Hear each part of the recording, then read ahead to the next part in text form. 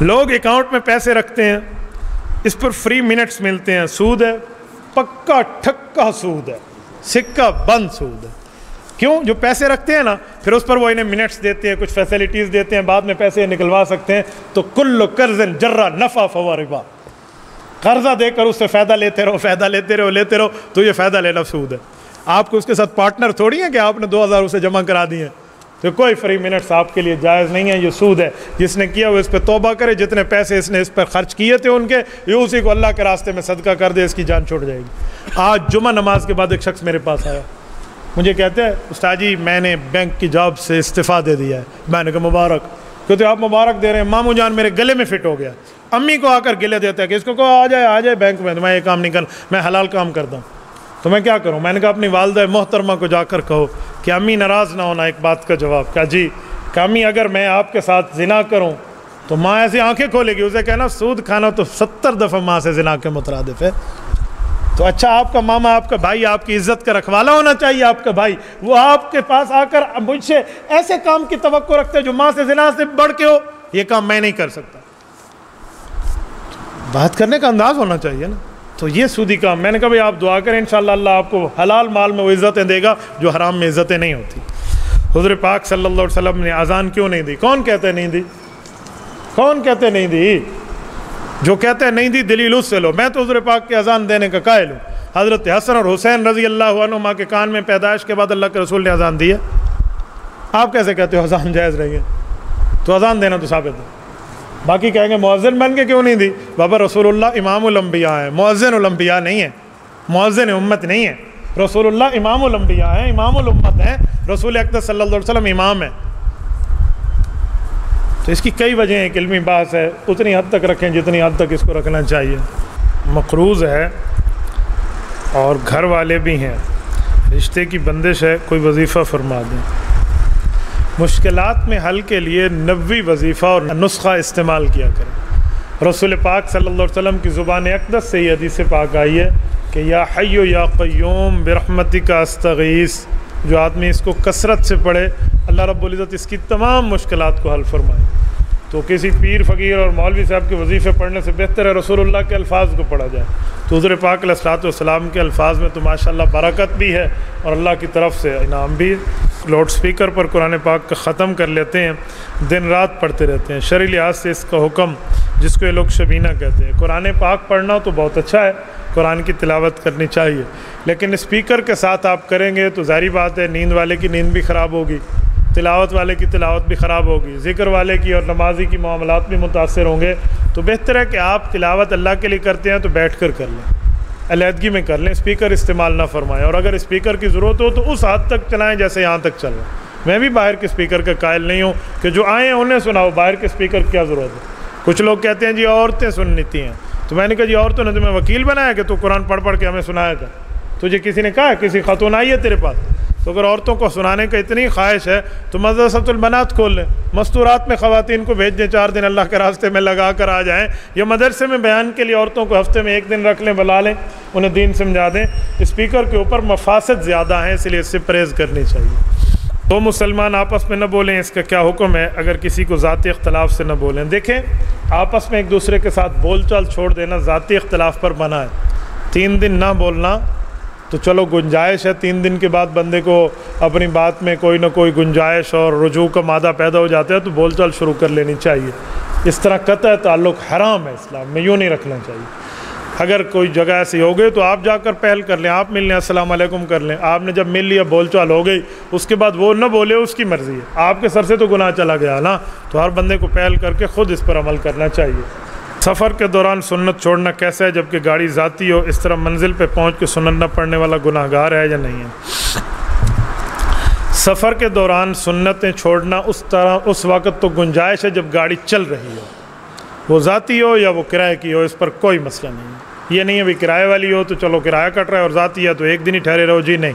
اللہ کے رسول نے سفر کے احکام میں ذاتی اور غیر ذاتی سواری اس زمانے بھی تو ہوتی تھی نا، آج 4 پاؤں والی ہے، اس وقت 4 ٹیروں والی، اس وقت 4 پاؤں والی سواری ہوتی تھی، تو کسی کی اپنی ہوتی تھی، کوئی مانگ کے جاتا تھا۔ قرآن کریم میں بھی اس کی بات موجود ہے تو اس وقت بھی مانگ کے جایا جاتا تھا، تو اس میں فرق نہیں کیا گیا تھا کہ جس کی اپنی سواری ہو تو وہ 4 رکعت پڑھ لے، جس کی نہ ہو تو 2 رکعت پڑھے، یوں فرق نہیں ہے، اپنی ہو یا جس کی بھی ہو، آپ کے لیے سفر کے احکام میں جب تک گاڑی چل رہی ہے، آپ راستے میں کہیں رکے، آپ نماز پڑھ رہے ہیں تو سنت کے لیے گنجائش ہے، آپ نہ پڑھیں، ٹھیک ہے.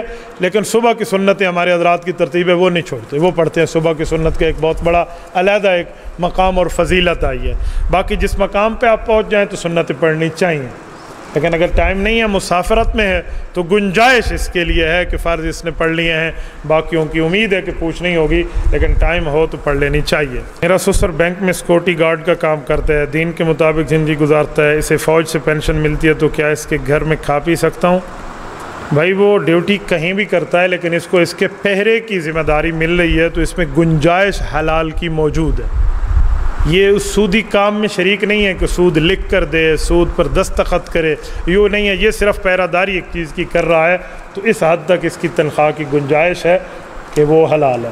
لیکن اگر وہ سود کے معاملات میں بیٹھا ہے، دستخط کر رہا ہے، سودی معاملات میں سودی دستاویز لکھنے میں خود کو شامل کیا ہوا ہے، تو کوئی گنجائش نہیں ہے، وہ حرام ہے، اس سے بچ جائیں. جمعہ کی پہلی سنتوں کی نیت اور بعد والی سنتوں کی نیت کیسے کریں گے؟ بھائی نیت کے لیے زبان سے الفاظ کہنا بچوں کو سکھایا جاتا ہے، بچوں کو، بڑوں کو نہیں. بچپن میں سکھایا جاتا ہے کہ سنت پڑھ رہا ہوں، نفل پڑھ رہا ہوں، واجب پڑھ رہا ہوں، فرض پڑھ رہا ہوں، یہ بچپن. ہم بڑے ہو کر بھی اسی پر عمل پیرا ہوں. بھائی جب بڑا ہو جائے، بندے کو پتہ چل جائے کہ سنتے پڑھ رہا ہوں، تو بس زبان سے کہنے کی ضرورت نہیں ہے، دل کی نیت کافی. فرض پڑھ رہا ہوں، دل کی نیت کافی. وطر پڑھ رہا ہوں، دل کی نیت کافی. زبان کے لیے 4 رکعت نماز فرض، کانڈ پچھو امام دے، منہ خانہ کعبہ شریف دو، بندگی اللہ پاک دی، اللہ اکبر، یہ کہنا لازمی نہیں ہے، ضروری نہیں ہے. یہ تو بچوں کو سمجھانے کے لیے ہے کہ یہ اثر ہے اور یہ مغرب ظہر ہے. النیت فی القلب لا علی اللسان، نیت کا تعلق دل سے ہے، زبان سے نہیں ہے. اتنا بھی علماء نے لکھا ہے کہ اگر کوئی بندہ ظہر کی نماز پڑھنے کی نیت کر کے گھر سے چلے نا، اور جب صف میں ٹھہرے اور منہ سے نکلے مغرب پڑھ رہا ہوں، تو پھر بھی اس کی نماز ہو جائے گی کہ گھر سے کس لیے چلا تھا. نیت تو گھر سے چلنے والی بات ہے نا. تو نیت کسے کہتے ہیں؟ نیت کے لیے الفاظ کہنا ضروری نہیں ہوتے کہ میں یوں کر رہا ہوں، میں یوں کر رہا ہوں، میں یوں کر رہا ہوں. ہاں اس بندے کو ہم کہتے ہیں جو بڑا ہو، لیکن وہ بیچارہ خفتی سمجھتے شکی مزاج ہو، جس کو شک پڑے پتہ نہیں میں نے کہا ہے کہ نہیں کہا ہوئے، اسے میں کہتا ہوں ہاں کہا کر دوں تاکہ تجھے سمجھ ہے بھی تو نے یہ کہا.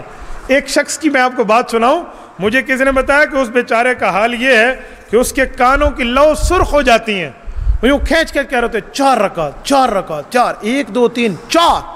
اس کے منہ سے ادا ہوتے، اسے یقین ہی نہیں آتا کہ میں نے 4 نہیں، میں نے 4 نہیں کہا، 5 کہا، 3 کہا. وہ اتنا شکی مزاج، اسے ہم کہتے ہیں تو کہا کر، تیرا کام ہے، کیوں کہ کہتے ہیں اس کے بغیر ہے ہی نہیں. تو یہ اس مریض کا، پیشنٹ کا کام ہے، یا کسی بچے کو سمجھانے کا کام ہے. یہ بڑوں کا معاملہ نہیں ہے. جو آپ نے زبان سے کہہ دیا اور جو آپ نے دل سے میں نیت رکھ لی، وہ نیت ہو گئی، اس کے لیے کہنے کی ضرورت نہیں ہے. ٹھیک ہے، تو اس لیے اس نیتوں کا فرق ہے. اب جمعہ کی پہلی کو سنتے پڑھ رہا ہوں، وہ آپ کو پتہ ہے، پہلے پڑھ رہا ہوں، بعد والی پڑھ رہا ہوں، جو بعد والی پڑھ رہا ہوں، اس میں کون سا مسئلہ ہے؟ اس میں پریشان ہونے کی ضرورت نہیں ہے. جادو کی حقیقت کیا ہے؟ جادو ہوتا ہے، جادو ہے. مفتی صاحب جادو ایک مضر عمل ہے، اس سے کوئی متاثر ہو تو علاج بتا دیں. بار بار جادو کی روک تھام کے وظائف اعمال بتا دیں. آپ روزانہ کی بنیاد پہ عمل کریں نا، کبھی بھی آپ پہ جادو نہیں ہوگا. آپ اعمال اور وظائف اور اذکار صبح شام کے چھوڑتے ہیں، اس وجہ سے جادو ہوتا ہے. پیراشوٹ کا لباس پہنا ہوا تو بارش کا ایک قطرہ بھی جسم پہ نہیں آتا. تو یہ جو پیراشوٹ کے لباس ہے نا، آپ کو صبح شام کے وظائف پہنائے جاتے ہیں تاکہ شیطانی عمل آپ پہ اثر نہ کرے. اور بعض اوقات آزمائش ہو تو پھر اثر کر بھی جاتا ہے، لیکن اپنی طرف سے کوشش کرنی چاہیے. وہ کیا ہے؟ صبح نماز اور مغرب کی نماز کے بعد یہ جو 2 کل ہیں معوذتین، کل اعوذ برب الفلق اور کل اعوذ برب الناس، یہ ایک بار پڑھ لیں بھی کافی ہے. ورنہ صبح شام کی دعائیں ملتی ہیں، وہ ہے آپ کے پاس، وہ پڑھ لیں. نہیں تو حضرت شیخ الحدیث مولانا زکریا رحمۃ اللہ علیہ کے بیٹے ہیں حضرت مولانا طلحہ کاندلوی رحمۃ اللہ، ان نے قرآن کریم کی وہ آیات اکٹھی کر دی ہیں جن میں شفا کا ذکر ہے. ان کا نام ہے منزل. منزل کو دن میں 1 بار آپ پڑھ لیا کریں، کسی وقت آپ پڑھ لیں. منزل پر پانی دم کر کے رکھ دیں، آپ بچوں کو پلا سکتے ہیں، کوئی بھی مسئلہ آپ کے لیے جائز ہے. تو آپ یہ ترتیب رکھیں. رات کو سوتے وقت 7 بار نہیں تو 3 بار نہیں تو 1 بار لازمی آیت الکرسی پڑھیں اور یوں چاروں طرف پھونک مار کے کہیں میرے مولا ہوا، آگ، پانی، مٹی کے فتنے سے ہمیں محفوظ فرما. اور جادو اور جن سے گھر میں ڈر ہے تو گھر میں نماز کی سنتیں پہلی والی اور بقایا سنتیں گھر میں پڑھنا شروع کر دیں. نوافل گھر میں پڑھیں، جن بھاگ جائیں گے. جن آتا اس گھر میں ہے. جن آتا اس شخص پہ ہے جو اس کو گھر میں لوگ یہ نہیں سمجھتے کہ نمازی ہے. تو جب آپ گھر میں نماز پڑھیں گے نا سنتیں فرائض تو مسجد میں پڑھنی ہے, تو گھر والے جو جنات ہوں گے نا وہ بھی دیکھیں گے اس کا تعلق تو اللہ سے ہے, وہ ہاتھ نہیں لگائیں گے. آپ ریڑھی پہ جائیں کوئی چیز خریدنے تو ریڑھی والا کہتا ہے جی ملا صاحب خیر دا, تو آپ ہمارے بھائی ہو, آپ نیک ہو, مولوی صاحب ہو, آپ کے ساتھ رعایت ہے, تو ریڑھی والا آپ کے ساتھ رعایت کرتا ہے. گھر کا جن نہیں ڈرے گا کہ اس کی تو اللہ کے ساتھ پہنچ ہو گئی ہے, بھائی نماز پڑھ رہا ہے. یہ اس بندے کے گھر میں اور اس بندے کے سر پہ جن چڑھتے ہیں جو نہ گھر میں سنتیں پڑھتا ہے نہ تلاوت کرتا ہے, اور گھر میں پلید حالت میں کھاتا پیتا رہتا ہے, گھومتا بھاگتا رہتا ہے ادھر ادھر. تو یہ ہوگا نا تو پھر جن آئے گا. جب آپ گھر میں پڑھیں گے نا نفل سنت تلاوت کریں گے تو جن بھی ایک دوسرے کو کہیں گے اسے نہ چھیڑ. اپنا مشاہدہ بتاؤں, میں نے نیا مدرسہ تعمیر کیا تھا 2012 کی بات ہے, وہ کمرہ ایک نیا. ایک رات ہم بیٹھے تھے تو شور شرابہ شروع ہو گیا, ایسے ایسے آوازیں آنا شروع ہو گئی نا جیسے. تو میں ایک بار تو چپ ہوا, دوسری بار, تیسری بار, چوتھی بار تو میں نے ایسے ڈنڈا تیسری بار اٹھا کر نا زمین پہ پٹک دیا, اور میں نے کہا جنات سنو, جتنی زبانیں مجھے آتی تھی نا پوری یا تھوڑی بہت, اردو, پشتو, سرائکی, جو بھی فارسی, انگلش, جتنی بھی, ہر زبان میں نے ان کو مخاطب کیا, جو ہے آج کے بعد مجھے نہ چھیڑنا. میں کوئی پیو ماں باپ اور ماں کے قصے سنانے کے لیے کمرہ نہیں بنایا, اللہ اللہ کرنے کے لیے کیا ہے, اور میں دین کا کام یہاں کرتا ہوں. مجھے تم نے چھیڑا تو یاد رکھنا مرزائیت کی میم سے مماتیت کی میم تک ہم نے چیخیں نکلوا دی ہیں, تو میں نہیں چھوڑوں گا. مجھے آیات بھی آتی ہیں اور چہل کاف بھی آتی ہے. کل تم جل گئے, تمہیں آگ لگ گئی, ولا یعود حفظہما کے وظیفے سے مجھے کچھ نہ کہنا. میں نے یوں دبایا نا جب دبانے کا حق, وہ دن اور یہ دن سال ہاتھ سال گزر گئے, مجھے تو کسی جن نے آج تک نہیں چھیڑا. آپ جن کو ذرا یوں ایک دفعہ کر کے دکھائیں نا, لیکن اس وقت جب آپ کی بیس مضبوط ہو, آپ گھر میں نماز روزہ کرنے والے ہوں.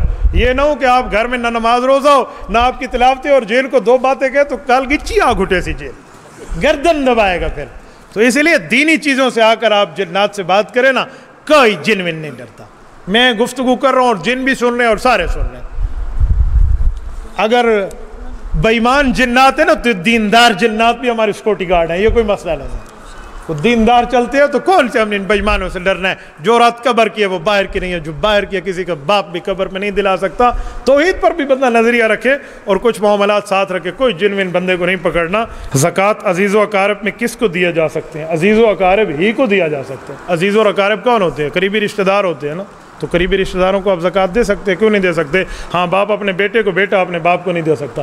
بہن بھائی ایک دوسرے کو اگر مستحق ہوں تو دے سکتے ہیں. ذکر کے بعد خاموشی اختیار کرتے ہیں, یہ کیا ہے؟ اگر آپ مجھ سے بیعت ہیں تو آپ کو پتہ ہونا چاہیے یہ مراقبہ ہے, اور اگر آپ بیعت نہیں ہیں تو آپ کو بیعت کسی شیخ کی کر لینی چاہیے جس پہ آپ کا دل مانتا ہے. ایک بندہ جب تک کلاس میں داخل نہ ہو نا تو اس کو نہیں چاہیے وہ استاد سے پوچھے فٹا کس کے لیے, چاک کس کے لیے, پین کس کے لیے, بلیک بورڈ کس کے لیے. وہ کلاس میں ایڈمیشن لے گا تو استاد سب کچھ سمجھائے گا, بیٹا یہ کس چیز کے لیے. ہمارے حضرت مولانا یوسف کاندلوی رحمۃ اللہ علیہ, وہ فرماتے ہیں کہ دین کا جو راستہ ہے نا یہ چل کر دیکھنے کا ہے, دیکھ دیکھ کر چلنے کا نہیں ہے, یہ چل کر دیکھنے کا. بغیر نماز کے سجدہ لگانے کے بارے میں اسلام کیا کہتے ہیں؟ جائز ہے, سجدہ شکر آپ ادا کر سکتے ہیں. کفار کو غصہ دلانے کے لیے اللہ کا سجدہ کر لیں, سجدہ شکر ہے, کوئی سجدہ تلاوت ہے, کئی سجدے اس طرح بندہ کر سکتا ہے, تو یہ سجدہ تو ٹھیک ہے. یہ جو سجدہ شکر ہے اس کے لیے نہ وضو ضروری ہے نہ قبلہ ضروری ہے, کسی طرف بھی بندہ کر سکتا ہے.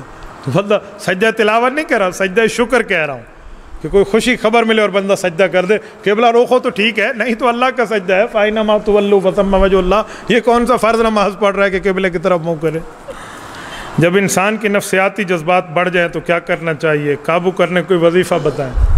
پیاس کے جذبات بڑھ جائیں تو پانی ہے, بھوک کے جذبات بڑھ جائیں تو کھانا ہے, نفسانیات کے جذبات بڑھ جائیں تو شادی ہے. یہ یاد ہے, اس کے لیے وظیفے نہیں ہیں.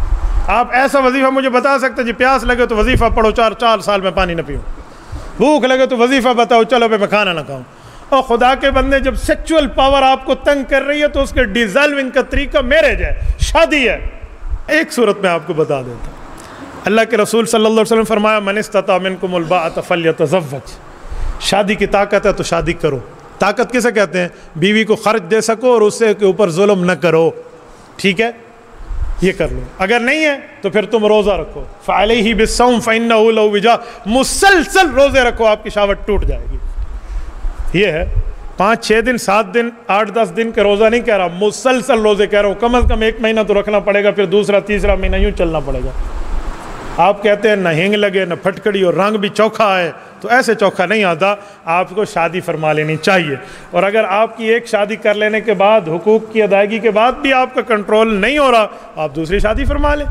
حقوق کی ادائیگی رکھنی ہے، پہلی کو ناراض نہیں کرنا، نہ پہلی کے حق کھانے ہیں، پھر دوسری کر لیں، پھر بھی نہیں ہے، تیسری چوتھی کا آپشن بھی آپ کے پاس موجود ہے، تو یہ آپشن استعمال فرمائیں نا۔ اس آپشن پہ تو کوئی سبحان اللہ نہیں کر رہا، دل سب کے کہتے ہیں ہونی چاہیے، لیکن ویڈیو سے ڈر ہے کہ میری ویڈیو کا 1 ملین فالوور ہے، کسی نے کسی کے گھر میں بات پتہ چلی گئی تو کام خراب ہو گیا، میں تو دوسری شادی کی بات کر رہا ہے۔ تو بھائی اگر آپ حقوق ادا کر سکتے ہیں تو آپ دوسری شادی فرما لیں، آپ حق دونوں کو دیں۔ ایسا نہ ہو کہ پہلی بیوی گھر میں رو رہی ہو اور حضرت صاحب دوسری کے پاس وہ موجود ہوں، یوں نہیں ہے۔ حقوق کی ادائیگی ہے، اپنی بیوی کے ساتھ جو تعلق رکھو گے نا، بیوی وہی آپ اپنی بیٹی کی نسب کو لکھ رہے ہو، اس کے معاملات کو لکھ رہے ہو، کل اس کی تقدیر بھی ویسے رہے گی، جیسے کرنی ویسے بھرنی، نہ مانے تو کر کے دیکھ۔ اس لیے اس طرح کا وظیفہ میرے خیال میں آپ کو امید ہے سمجھ آ گیا ہوگا جو میں سمجھانا چاہ رہا ہوں۔ مثلاً ایک بیماری ہے، لوگ اس کے لیے تعویذ کرتے ہیں، تعویذ ساری عمر پہنا ہوتا ہے یا پھینک دینا چاہیے؟ تعویذ کا تعلق دنیا کے معاملات سے ہے، آخرت اور قبر کے معاملات سے نہیں ہے۔ لوگ تعویذ اس لیے نہیں لیتے کہ مجھے قبر کا عذاب نہ ہو، میں جنت چلا جاؤں، ایسا کوئی تعویذ لیتے ہے؟ لوگ تعویذ لیتے میرا کاروبار ٹھیک ہو جائے، بچہ کہنا مان لے، بیماری ٹھیک ہو جائے، تو دنیا کا تعلق ہے، اسے علاج کہتے ہیں۔ تو علاج کے لیے قرآن اور حدیث، اللہ رسول کی بات لکھ کر اگر کوئی گلے میں لٹکا دے تو جائز ہے۔ تمیمہ منع ہے جس میں بت کے مدد مانگی گئی ہو، شرک اور کفریہ کلمات ہو، وہ منع، وہ نہ کرے۔ اللہ کا نام ہو تو کوئی مسئلہ نہیں ہے۔ تو تعویذ اگر کسی بزرگ کا ٹھیک ہے، وہ صحیح العقیدہ ہے اور آپ کا تجربہ ہے کہ ٹھیک ہوتا ہے، تو اس سے جائز ہے، کوئی ناجائز نہیں ہے۔ لیکن اس سے دنیا کی حد تک کا معاملہ ہے، اس کا آخرت کا کوئی نہیں ہے۔ علاج ہے، علاج جس ڈاکٹر سے آپ کرائیں، جس پر آپ کا اعتماد ہے، آپ علاج کرا سکتے ہیں، تو اس پر کوئی مسئلہ نہیں۔ اور پوری زندگی پہنے رہے، جب تک آپ نے اس بیماری کے لیے پہنے ٹھیک ہو گئی تو ٹھیک ہو گیا۔ اور اگر آپ جس سے آپ نے علاج کرایا اسی ڈاکٹر تعویذ صاحب سے ذرا پوچھ لینا، دموی اور معوذ آپ کو بتائے گا کہ یہ کب تک پہننا کب تک نہیں پہننا، وہ دے رہا ہے، میں تھوڑی دے رہا ہوں۔ آپ سادے آدمی ہیں، تعویذ لیتے اپنے پیر سے اور پوچھتے بھائی صاحب کتنے بجے تک پاؤں، میں بتاؤں آپ کو۔ اٹھ، نبی پاک صلی اللہ علیہ وسلم کا نماز جنازہ کس صحابی نے پڑھایا تھا؟ بھائی نبی کا جنازہ نہیں ہوتا، کسی نبی کا جنازہ نہیں ہوتا۔ 1,24,000 انبیاء میں جتنے انبیاء وفات پا گئے، کسی نبی کا جنازہ ہے تو آپ دکھا دیں بھئی یہ امام ہے، یہ مقتدی ہے، یہ اللہ اغفر لحینا میتنا، کوئی ہے؟ کچھ بھی نہیں ہے، نبی کا جنازہ نہیں ہے۔ نبی پر صلاۃ و سلام پڑھا جاتا ہے، اسے جنازہ کہتے ہیں، اسے جنازہ کہتے ہیں۔ حضور کے جنازے میں نہ کوئی امام ہے نہ کوئی مقتدی ہے۔ 10 افراد آئے ہیں، کل میں حضور پاک پر صلاۃ و سلام پڑھا ہے، بڑوں نے، بوڑھوں نے، بچوں نے، خواتین نے، سب نے۔ یہودی عیسائی مسلمان بیت المقدس کے دعوے دار ہیں، ہمارا قبلہ رہ چکے ہیں، ہمیں ان کا حقدار بنایا جائے، کچھ وضاحت فرمائیں۔ یہودی تو یہ قبلہ چھوڑ گئے تھے، دیا تھا عیسائیوں کو، عیسائی اس کے بڑے بن گئے تھے، اور عیسائیوں نے کہا تھا ہماری تورات انجیل کہتی ہے جسے 16 پیوند 17 پیوند لگے ہوں گے، رنگ اس کا گندمی ہوگا، چہرے اس کا ایسے ہوگا، شکل اس کی ایسے ہوگی، قد بت یہ ہوگا، نام عمر ہوگا، والد کا نام خطاب ہوگا، اسے جا کر یہ بیت المقدس کی چابیاں دے دینا۔ حضرت عمر گئے، نام عمر تھا، والد کا نام خطاب تھا، گندمی رنگ تھا، داڑھی ویسے تھی، شکل مبارک ویسے تھا، اور 17 پیوند لگے ہوئے تھے۔ عیسائیوں نے سب کچھ دیکھا اور چابیاں حضرت عمر کے حوالے کر دی۔ جب تمہاری کتابیں کہتی ہیں بیت المقدس مسلمانوں کا ہے، تمہارے سارے دیندار کہہ رہے ہیں بیت المقدس مسلمانوں کا ہے، تو تم کس نام کے نام لیوا اور دعوے دار بنے پھرے ہو؟ جی ہمارا تمہارے وڈے ساکو دے گئے پچھلے اٹھی کرو تم، سبحان اللہ، یوں نہیں ہوتا بھائی، تم نے اپنے ہاتھوں سے دیا۔ جب تمہاری کتابوں نے کہا تو اب بات مانے نا، اب تو پھر امت مسلمہ کا، امت محمدیہ کا، آپ کو نئے نکل آئے ہیں۔ ایسے نہیں ہو سکتا کہ ان کا حقدار ہے فلاں ہے فلاں ہے، مسلمانوں کے کنٹرول میں ہوگا اور رہے گا۔ ہاں مسلمانوں کا دل بڑا ہے، ہم انشاءاللہ تعالی ان حضرات کو ان کی عبادت کی حد تک ان کے کونے میں گنجائش کی اجازت دے دیں گے۔ مسلمان بڑے ہیں، بڑے کا بڑے والا دل ہوتا ہے، لیکن اس کا مطلب یہ تھوڑی ہے۔ آیا صوفیہ کھولا ہے نا حافظ طیب رجب اردگان، ترکی کے پریزیڈنٹ دامت برکاتہم نے، اللہ اس کو جزائے خیر عطا فرمائے، ہر مذہب کے حوالے کے لیے اوپن ہے۔ آپ ترکی جائیے، استنبول جائیے، میں نے دیکھا آیا صوفیہ اندر جا کر دیکھے، سارے آتے ہیں، اسے کہتے ہیں مسلمانوں کا دل۔ آپ نے مسلمانوں کا دل دیکھا کہاں ہے؟